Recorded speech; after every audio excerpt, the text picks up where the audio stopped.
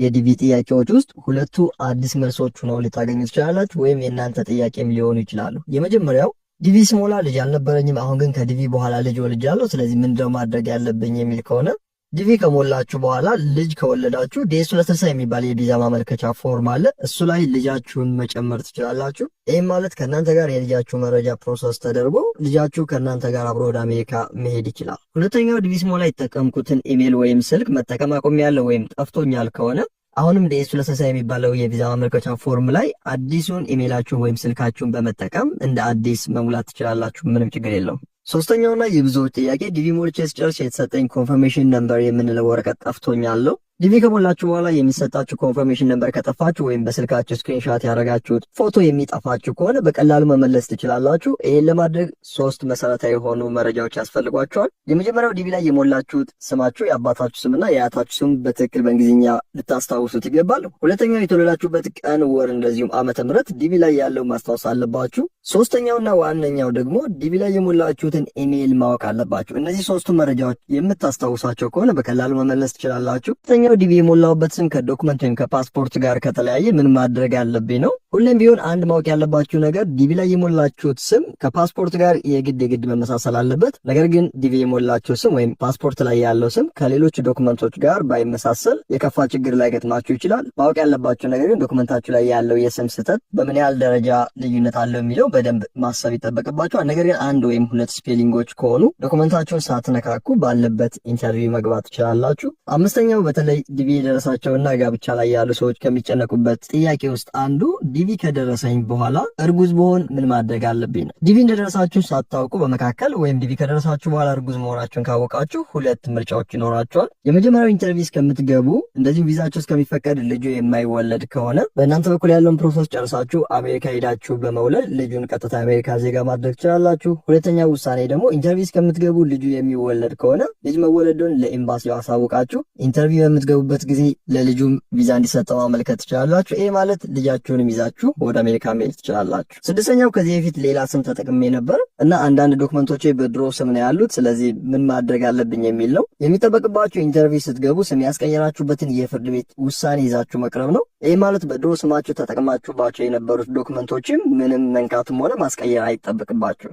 ሌላኛውና የመጨረሻው 7ኛው እንዴት ነው ውጤት ማየት የምችለው እንደደረሰኝስ በምን ማወቅ እችላለሁ የሚል ነው። እንደምታውቁት ዲቪ የሚወጣው ሚያዝያ 25 ነው። ስለዚህ ከሚያዝያ 25 በፊት ውጤቱ እንደደረሳችሁ ማየት አትችሉም። ሚያዝያ 25 ማታ ልክ እንደዚህ አይነት ደብዳቤ ከመጣላችሁና ደብዳቤው ላይ ስማችሁ ከተጠቀሰ ዲቪ እንደደረሳችሁ በቀላሉ ማወቅ ትችላላችሁ። እንዴት ነው ውጤት ማየት? ዲቪ የደረሰ ሁሉ ወደ አሜሪካ አይሄድም የሚለው ንግግሬ ብዙዎቻችሁን አወዛግቧቸዋል። ይህ ጥያቄ ግን ለእናንተ ብቻ ሳይሆን የዛሬ ዓመት ዲቪ የደረሳችሁ ሰዎችም ጭምር ያልተፈታ ጥያቄ ነው። ከዚህ ቪዲዮ በኋላ ግን ለራሳችሁ ጥያቄ መመለስ ብቻ ሳይሆን እንደሚጠይቋችሁም ሰዎች ማብራሪያ የምትሰጡ እንደምትሆኑ በእርግጠኝነት ነግራችኋል። የዚህ ጥያቄያችሁ መልስ የሚጀምረው ውጤት ስታዩ ነው። ኮንፈርሜሽን ነምበራችሁን፣ የአያታችሁን ስም እንደዚሁም የትውልድ ዓመታችሁን አስገብታችሁ ሰሚት ስትሉት ዲቪው ከደረሳችሁ እንደዚህ አይነት ደብዳቤ ይከፈትላችኋል። ይህ ደብዳቤ በግራ በኩል የእናንተን ሙሉ አድራሻ፣ በቀኝ በኩል ደግሞ ኬሲሲ የምንለውን አድራሻዎች የያዘ ነው። ዋናው ቁም ነገሩ ያለው ግን ትንሽ ወደ ታች ወረድ ስትሉ ነው። ከታች እንደምታዩት በመጀመሪያ ላይ ኬዝ ነምበር የሚል ቁጥር አለ።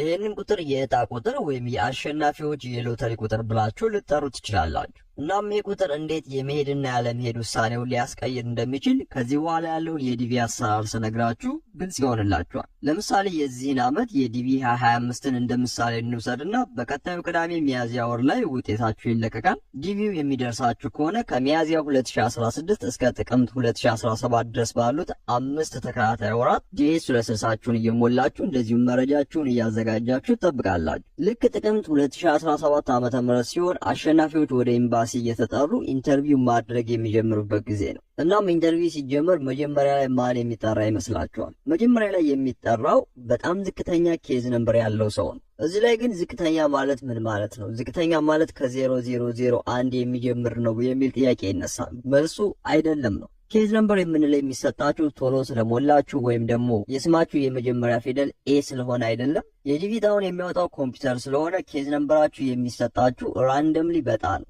ስለዚህ በየዓመቱ ዲቪ ከሞሉ በዓለም ዙሪያ ከሚገኙ ሰዎች ውስጥ ከ100 እስከ 120 ሺህ አካባቢው ዲቪ ይደርሳቸዋል ተብሎ ይታሰባል። ለእነዚህ አሸናፊዎች ለእያንዳንዳቸው ደግሞ ኬዝ ነምበር የሚባለው ቁጥር ይሰጣቸዋል። የኬዝ ነምበር አሰጣጥ የራሱ የሆነ ህግ አለው። እነዚህን አሸናፊዎች ለ5 እንከፍላቸዋለን። የሚከፋፈሉትም ባሉበት አህጉር ነው። በዚህም መሰረት አፍሪካ፣ ኢሮፕ፣ ኤዥያ፣ ኦሻና እና ሳውዝ አሜሪካ ብለን ለ5 እንከፍላቸዋል። በዚህ መሰረት የኛ የኢትዮጵያውያን ምድብ ኤኤፍ ወይም አፍሪካ ከሚለው ምድብ ውስጥ ነው የምንገኘው። ከዚህ በኋላ ነው እንግዲህ ኬዝ ነምበር የምንለው መቆጠር የሚጀምረው። አሁን እዚህ ላይ የምታዩት የጽሁፍና የፊደል ድብልቅ ምን ማለት እንደሆነ ግልጽ ይሆንላችኋል። 2024 የሚለው የዲቪ ዓመተ ምህረቱን የሚያመለክት ሲሆን አሁን እናንተ ዲቪ ሲወጣላችሁ ይሄ ቁጥር ወደ 2025 ይቀየራል። ቀጣዩ ኤኤፍ የሚለው በአፍሪካ አህጉር ውስጥ እንዳላችሁና ጉዳያችሁ እንደ አፍሪካውያን እንደሚታይላችሁ የሚገልጽ ሲሆን ከዛ በኋላ ያሉት በ00 የሚጀምሩት ደግሞ ዋናው የዕጣ ቁጥራችሁ ናቸው። እነዚህ ሶስቱ አንድ ላይ ተደምረው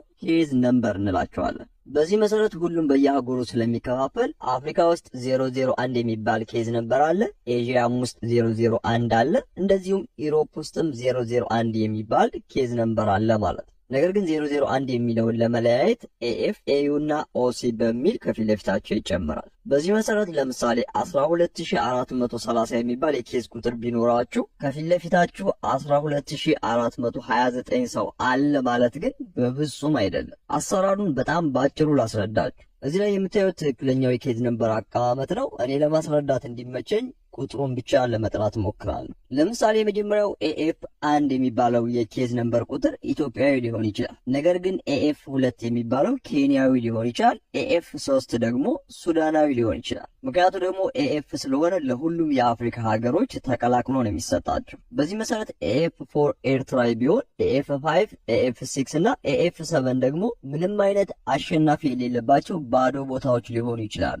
ለምን ካላችሁ ለምሳሌ እናንተ የዲቪ አሸናፊ ናችሁ፣ ነገር ግን ውጤት ከመውጣቱ በፊት ነው እንበል። እናም የዕጣ ቁጥራችሁ ደግሞ ኤኤፍ 08 ነው። የኬዝ ነምበር ከተሰጣችሁ በኋላ ግን ሌሎች መታየት ያለባቸው መስፈርቶች አሉ። ከእነሱም ውስጥ ለምሳሌ ፎቶአችሁ በትክክል መግባቱን፣ ደግማችሁ አለመሙላታችሁንና ሌሎች የዲቪ መስፈርቶችን በሚያዩበት ጊዜ እንደዚህ አይነት ስህተቶችን ከሰራችሁ እጣችሁ ውድቅ ይደረጋል። ነገር ግን የዲቪ ውጤት በሚለቀቅበት ጊዜ እናንተ አሸንፋችሁ እንደነበር ወይም ደግሞ እጣችሁ ውድቅ እንደነበር በፍጹም ልታውቁ አትችሉም። ምክንያቱም ይህ ሁሉ ፕሮሰስ የሚደረገው የዲቪ ውጤት ከመውጣቱ በፊት ነው። ስለዚህ ውጤት ሲወጣ ዲቪ አልደረሳችሁም የሚል ተመሳሳይ የሆነ አይነት መልእክት ይላክላችኋል። ነገር ግን እናንተ አሸንፋችሁበት የነበረው ኬዝ ነምበር ወይም ኤኤፍ 08 የምንለው ባዶ ሆኖ ወይም ሆኖ ይቀራል ማለት ነው። በዚህ ምክንያት ነው በእያንዳንዱ ኬዝ ነምበሮች መካከል ምንም አሸናፊ የሌለባቸው ባዶ ቁጥሮች ሊቀመጡ የሚችሉት። ለምሳሌ በዚህ ዓመት እስከ 100 ድረስ ያሉትን የኬዝ ቁጥሮች ለማየት ብንሞክር በቀይ ቀለም የቀባዋቸው ምንም አይነት አሸናፊ የሌለባቸው ባዶ ኬዝ ነምበሮች ናቸው። እዚህ ላይ ምን ያህል ባዶ ኬዝ ነምበሮች እንዳሉ ማየት ትችላላችሁ። በዚህም መሰረት ወደ 29 የሚሆኑ አሸናፊዎች ብቻ ናቸው በ100 ኬዝ ነምበር ውስጥ የሚገኙት። ሌሎቹ 71 የሚሆኑ ኬዝ ነምበሮች ግን ባዶ የሆኑ ወይም ሆሎች ናቸው ማለት ነው። ከዚህ በኋላ ስለ ኬዝ ነምበር አቀማመጥም ሆነ አሰጣጥ ምንም አይነት ጥያቄ አይኖራቸውም ብዬ አስባለሁ። ስለዚህ ኤምባሲ ላይ እነዚህ ኬዝ ነምበሮች ያላቸው ተጽዕኖ ወይም ስልጣናቸው እስከምን ድረስ ነው የሚለውን ደግሞ ላሳያችሁ። ልክ ጥቅምት መጀመሪያ ወር ላይ ኢንተርቪው ከመጀመሩ ከጥቂት ቀናቶች በፊት አንድ ቁጥር ይለቀቃል። ይህ ቁጥር የሚናገረው ደግሞ በመጀመሪያ ወር ላይ ወደ ኤምባሲ መጠራት የሚችሉትን የኬዝ ነምበሮች ብዛት ነው። ለምሳሌ የዲቪ 2024ን ብንመለከት በመጀመሪያ ወር ላይ በአፍሪካ ደረጃ እስከ 10,000 ኬዝ ነምበር ያላቸው ቁጥሮች ኢንተርቪው መግባት ይችላሉ ይላል። በዚህ መሰረት የኢትዮጵያን ኬዝ እንኳን ብንመለከተው መጀመሪያ ኢንተርቪው የሚገባው የኢትዮጵያ አሸናፊ የኬዝ ቁጥሩ ኤኤፍ 81 ነው።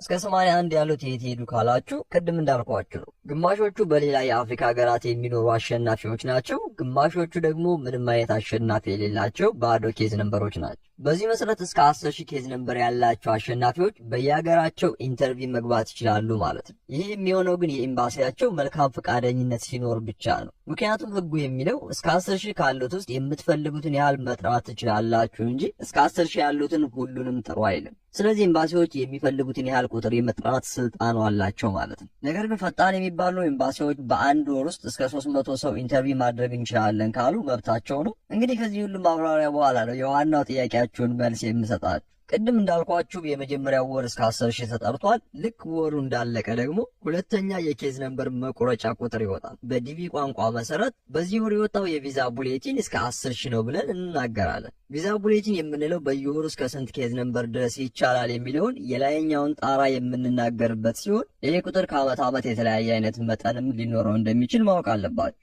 ለምሳሌ በዲቪ 24 ላይ አንዳንድ ሰዎች ሲሸወዱ ያየሁት አንድ ነገር ምንድነው ቪዛ ቡሌቲን እስከ 30,000 ሲወጣ የኔ ኬዝ ነምበር 20,000 ነው ለምን አልተጠራውም ይላሉ። ነገር ግን ቅድም እንዳልኳችሁ ቪዛ ቡሌቲን መጥራት የሚቻልበትን የኬዝ ነምበር ርቀት እንጂ ሁሉም ኤምባሲዎች እስከዛ ድረስ መጥራት አለባቸው የሚል ምንም አይነት ህግ የለም። ይህንን ቀላል በሆነ ምሳሌ ላሳያችሁ። ለምሳሌ በጃንዋሪ ወይም ኢንተርቪው ከተጀመረ ከ4 ወር በኋላ ያለውን አፈጻጸም ብናይ የቪዛ ቡሌቲን እስከ 22,000 የወጣ ሲሆን የኢትዮጵያ ኤምባሲ ግን መጥራት የቻለው እስከ 5,500 ኬዝ ነምበር ያላቸውን አሸናፊዎች ብቻ ነው። ይህ ማለት በዲቪ 2024 ኢትዮጵያ ውስጥ ወደ 3,000 የሚሆኑ አሸናፊዎች አሉ። ከነዚህ ውስጥ በ4 ወር ውስጥ 344 አካባቢ ሰዎች ብቻ ናቸው የተጠሩት ማለት ነው። ይህንን ቁጥር በምታዩበት ጊዜ ምናልባትም ዲቪ ከደረሳቸው ሰዎች ውስጥ ግማሽ ያህሉ እንኳን መሄዳቸው አጠራጣሪ ያደርገዋል። አሁን ሁሉም ነገር ግልጽ የሆነላችሁ ይመስለኛል። እናም እስከ ስንት ኬዝ ነምበር ያላቸው ሰዎች ናቸው ወደ አሜሪካ የሚሄዱት የሚለው ነው ቀጣዩ ጥያቄ።